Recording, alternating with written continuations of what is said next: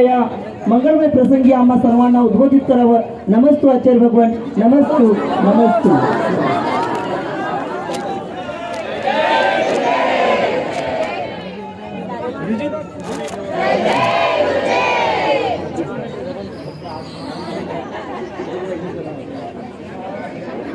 ओम नमः शिवाय. ओम नमः शिवाय. ओम नमः शिवाय. अहिंसा परमो धर्म की आचार्य गुरुवर श्री कुंद कुंद भगवान की आचार्य गुरुवर श्री ज्ञान महाराज की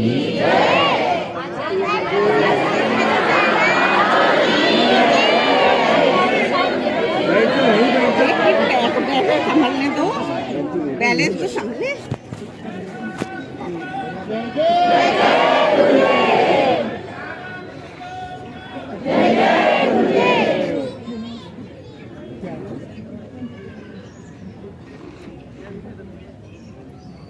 गुरुकुलाल शिशु कुंभ है.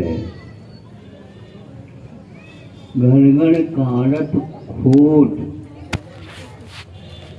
अंदर हाथ पसार के ऊपर मारत चोट.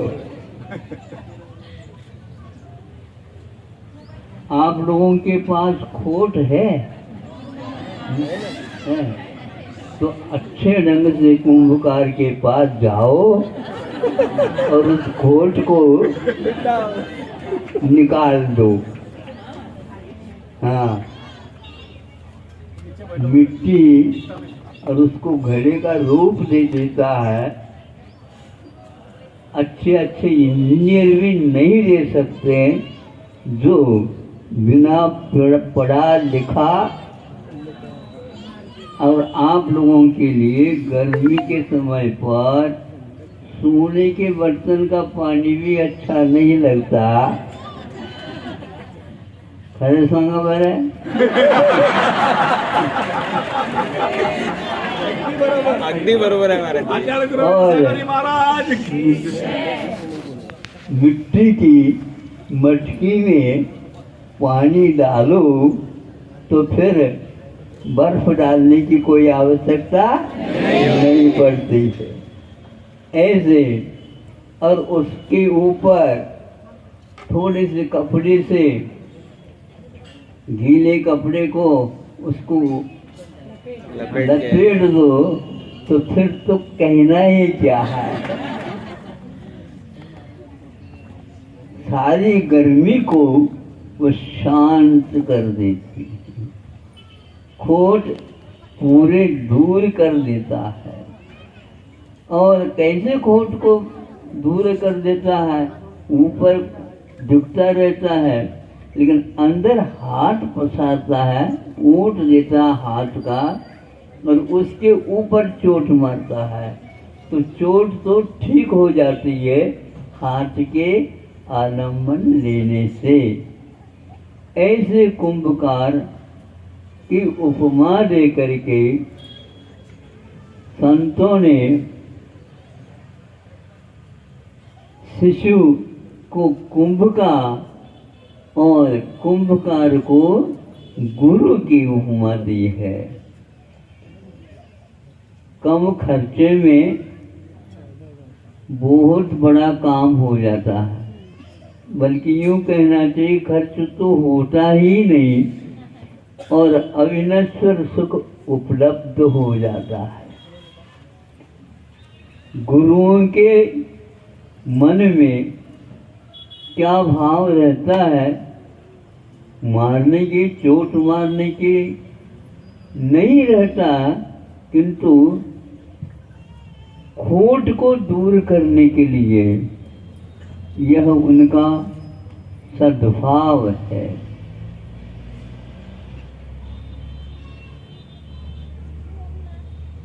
जब बालक उत्पन्न होता है तो उसके धाय कहो या वो माई कहो, क्या करते हैं उसको अपने पैरों के ऊपर लेटवाते हैं, सुनो, तो और दोनों हाथ उसके अपने हाथ में लेते हैं और उसको सेप देते हैं, सेप। हाथों में सेप आ जाए, आकार आ जाए, गुनाई आ जाए, और कमियां हो तो दूर हो जाए, हाथ सुंदर हो जाए। इसी प्रकार जब उसके कान लेते हैं, उन कान को ऐसे मीलती है ताकि आगे जाकर ये कुंडल उसमें और शोभा को प्राप्त कर सके, कान अच्छे सुंदर लग सके। इसी प्रकार दोनों अंगुष्ठों से बीच में नाक को ले लेते हैं। सही है ना? खरच बिल्कुल। और उसको दबा करके ठीक ठाक कर देते, फिर बाद में वह अपनी नाक के ऊपर गर्व करने लग जाए। वो देखो, इसके पीछे बड़ा उद्देश्य कैसा है, बहुत बड़ा सुंदर उद्देश्य है, सद्भाव है, हित के भाव हैं। अच्छा हो इसका तो अच्छा तो वैसे है, लेकिन और अच्छा हो, सुंदर से सुंदरतम हो। भाषा के विज्ञान में तम प्रत्यय लगता है, तर प्रत्यय लगता है। तर लगाने से दो के बीच में, तम लगाने से बहुतों के बीच में वह उपमा में युक्त हो जाता है। इसी प्रकार गुरुओं का हम लोगों के प्रति सद्भाव बना रहता है, भले ही चोट की ओर उनकी दृष्टि रहती है, क्योंकि खोट को हमेशा हमेशा के लिए दूर करना होता है। हम लोगों के निगाह में वह बात नहीं आती है, ये तो हमारे लिए पीड़ा पहुंचा देते हैं। पीड़ा नहीं, किंतु सब लोगों में आपको, आपकी ओर ही सब लोग देखेंगे, देखो इनका मुख कितना सुंदर है, सुंदर है, तो पाउडर लगाने की कोई आवश्यकता ही नहीं है। बिल्कुल ठीक है, ये पाउडर जो है ना, जो व्यक्ति सुंदर नहीं रहता है वही पाउडर को हाँ हाँ। तो यह हमारे जो भगवान की उपमा के लिए भी ऐसा दिया है, बल्कि यूं कहना चाहिए, जो कोई भी आभरण है, आभूषण है, वो सारे के सारे शोभा को प्राप्त करते हैं जिसके मुख के पास जाने से। इसीलिए सुंदरता सहज होना चाहिए। कृत्रिम सुंदरता एक प्रकार से युवावस्था में भले ही हो, बूढ़े होने के उपरांत फिर पाउडर काम नहीं आएगा।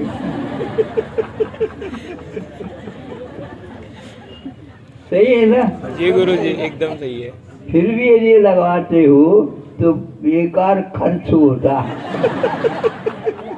हाँ, जिसको आवश्यक है उसको उपकार करो और उसके जीवन में भी कुछ खुशहाली आ जाए, ऐसे भाव रखना चाहिए।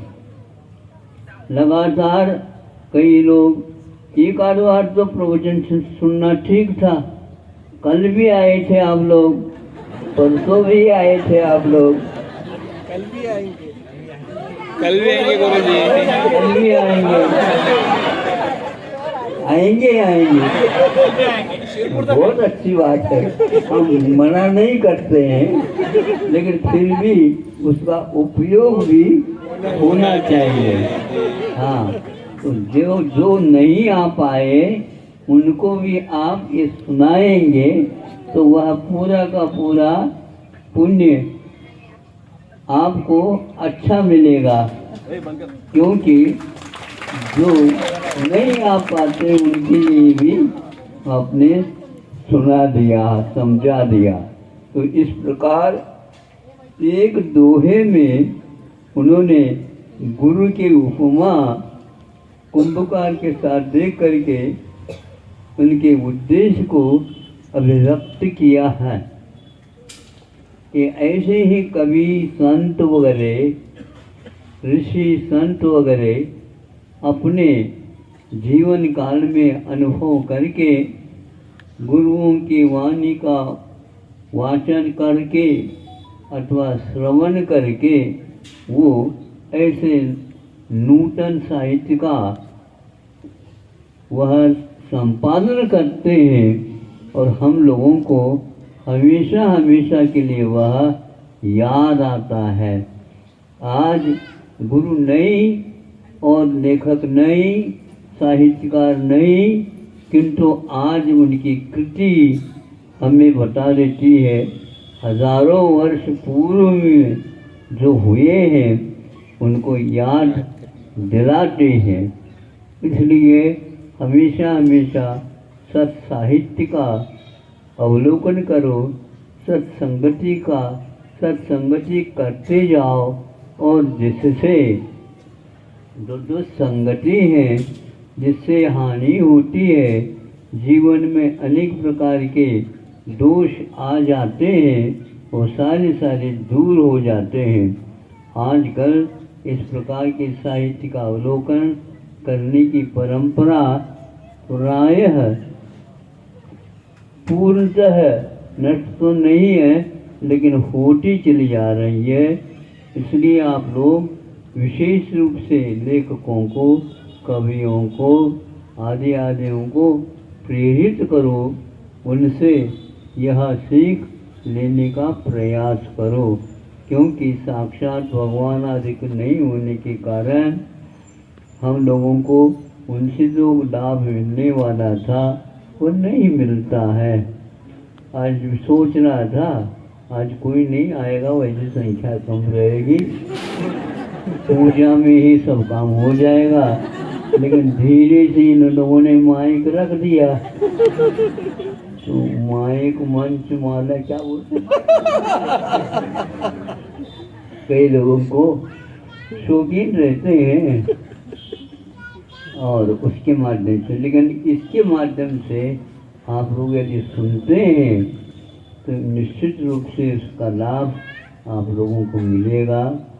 अच्छा लाभ मिले जो अविनश्वर सुख माना जाता है, यही भावना है। अहिंसा परमो धर्म की जय।